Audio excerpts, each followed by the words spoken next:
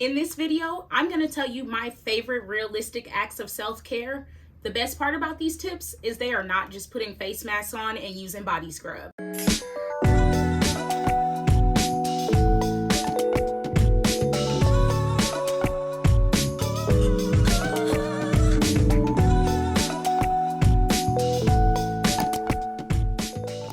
What's up, guys? Welcome back to my channel. My name is Asia, and I'm taking you alongside my self-love and self-care journey with actionable tips and advice to help you alongside your journey.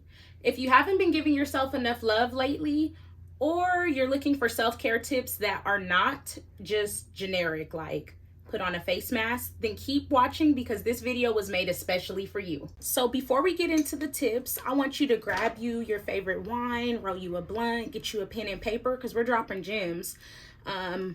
Today, I'm gonna have some Stella Rosa green apple. I'm actually not really a wine girl, not too much, but this is what I had at home. So, we're gonna get into it.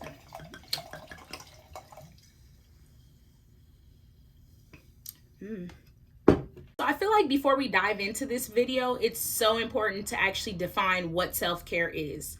The term gets tossed around the internet, on Instagram, self-care this, self-care that, but what is self-care? So I decided to do a little research for you guys, and I came back with the definition. And the definition of self-care, according to Oxford Languages, aka Google, there's two definitions. The first definition is the practice of taking action to improve one's own health. And the second definition is the practice of taking action to improve one's own well-being and happiness, particularly after times of stress. So for the sake of this video, for the sake of when most of us do self-care, we're going with the second definition, which basically means improving our own well-being and our happiness, because baby, we gotta be happy. And real happiness, not that fake shit. Okay, so the first act of self-care that I have on the list is loving yourself. So I know loving yourself seems like it's really simple.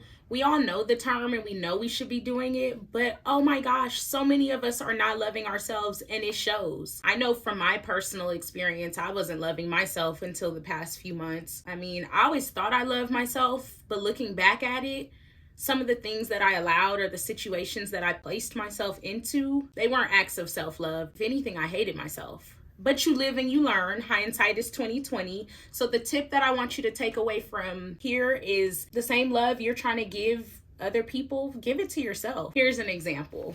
You know how you meet a new guy and they be like, oh my gosh, I like him so much. Or even if it's your boyfriend, you're trying to please him. I want to do this to make him happy. Or I want to do that to make him happy. And he's not even matching your energy. And you're just neglecting your needs to try to love on this person.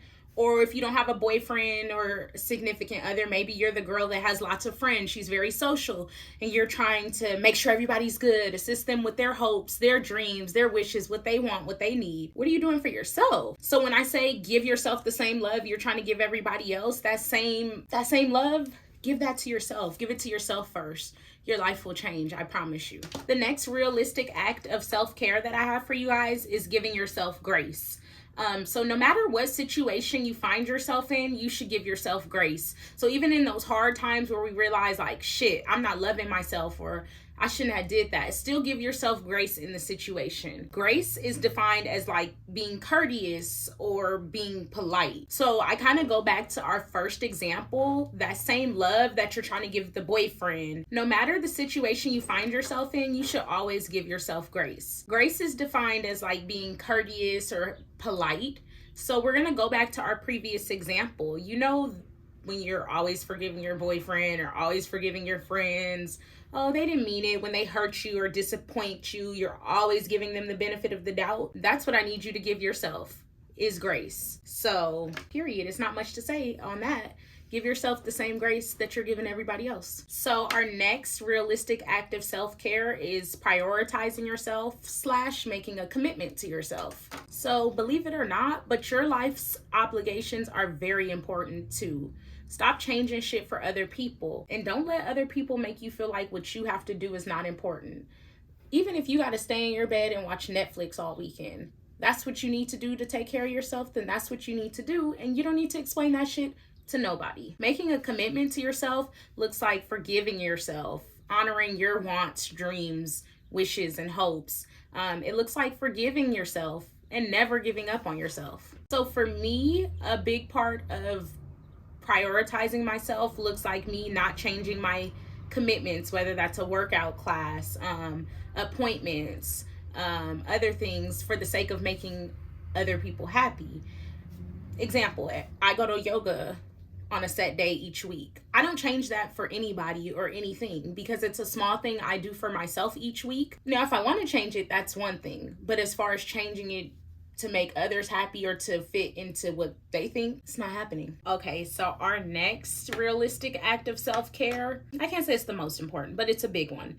And I did not have an understanding of what protecting my peace and my energy was until recent, and I'm so glad I've gotten it. I'm so glad I got it. So protecting your peace is a realistic act of self-care because it is something that no one can do for you besides you. You're the only one that can protect yourself from negative, toxic, draining, disgusting energy. So we need to be practicing more of that. I personally think about energy like this. Like, let's say every day you start the day with 100 pennies, and then pennies are your energy for the day. As you interact with people and have conversations and energy exchanges, you begin to lose pennies. So at the end of the day, if you interact in all these toxic situations, you're not gonna have no pennies left. That's a problem. But if you preserve your pennies, you can have some more and feel abundant the next few days. You feel me?